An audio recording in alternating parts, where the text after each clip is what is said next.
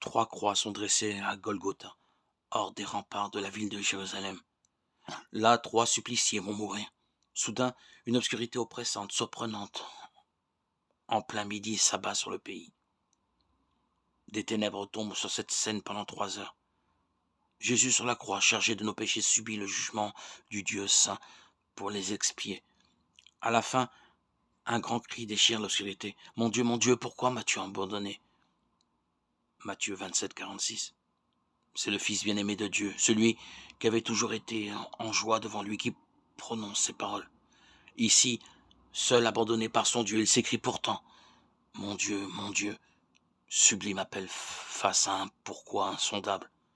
Durant sa vie terrestre, Jésus a toujours parlé à Dieu en disant « Père ». Quelques heures plus tôt, à Gethsémane, il dit encore « Mon Père, si c'est possible que cette coupe passe loin de moi ». Matthieu 26, 39. Et sur la croix même, il lui adresse cette prière « Père, pardonne-leur, car ils ne savent pas ce qu'ils font ». Cependant, au moment de l'abandon, il dit « Mon Dieu, pourquoi m'as-tu abandonné ?»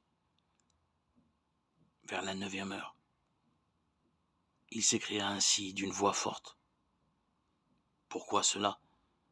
La question du bien et du mal restait sans réponse depuis la désobéissance d'Adam.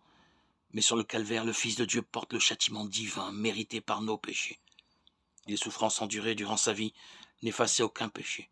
Lui, le compagnon de l'Éternel, devait être frappé par l'épée de la justice divine durant ces 3 heures ténébreuses. Zacharie 13, 7.